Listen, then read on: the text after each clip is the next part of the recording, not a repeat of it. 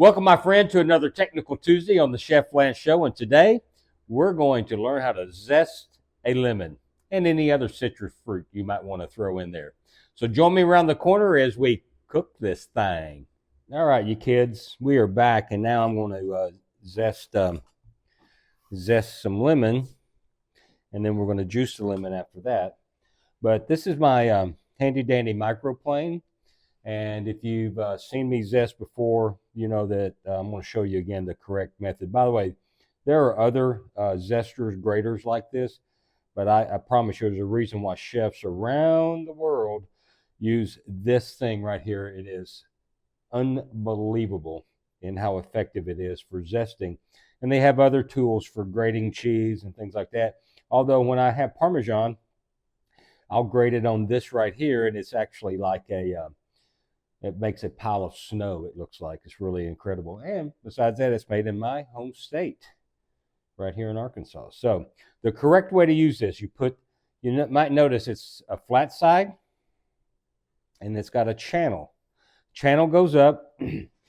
Do not do this, because you can't see what you're doing. You'll see a lot of chefs doing that. But you don't want, the thing about zesting is you want the yellow, but you want to dig down into the white. So you can't see what's going on like that. So the correct way is to hold it in your, I'm right-handed, so my less dominant hand. And then I have the microplane with the channel going up, you see. And then I just start on one side, and I'll just lightly come across.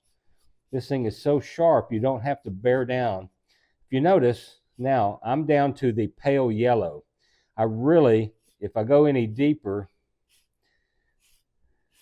start seeing it turn white. Well, the white is bitter. We don't want that in our zest. So I just will lightly come across, back and forth. I can go around little things if I don't want that in there. It's not really dangerous. I don't know what causes that, but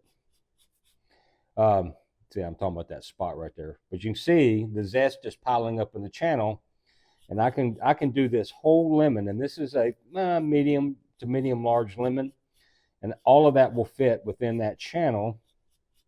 And even if it didn't, I could just stop and dump it. So we're just going to work this all the way around. And by the way, these lemons do not get thrown away, because this recipe also calls for lemon juice. When you're canning jellies, jams, you need acid and sugar. You can get by with low sugar, but you really need an acid in there to keep the pH high enough to make it shelf stable. And so the lemon juice will provide that. And as always, if possible, please use fresh lemon juice. We'll get that in a minute. So anyway, once I zest these, I'm going to set them aside, and then we'll come back in a minute, and we will actually slice them open and make some juice out of it. I have zested that whole lemon. Now, I did get a pile of it. Lost some right there, but I'll collect that.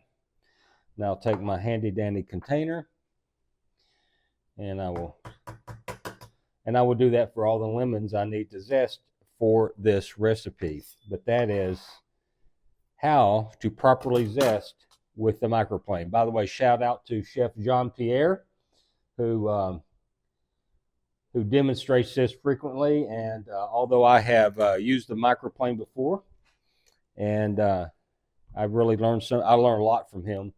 And so he's the guy who talks about how to zest, and really showed me how. I had a lot of uses for the microplane, but once he showed me this little trick, I was on my way. So check him out. He, my gosh, he's funny, but 50 years experience, and the guy just, he'll forget more as he sleeps last night than I'll know the rest of my life. So I'm just going to keep zesting. Zesting, zesting, zesting. There's a country song in there somewhere, I'm sure. Zesting away. We're zesting away.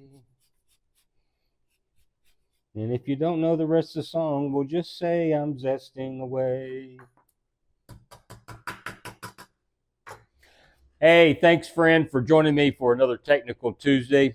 And remember this, A day in the kitchen beats a day of working any day. We'll see you next time.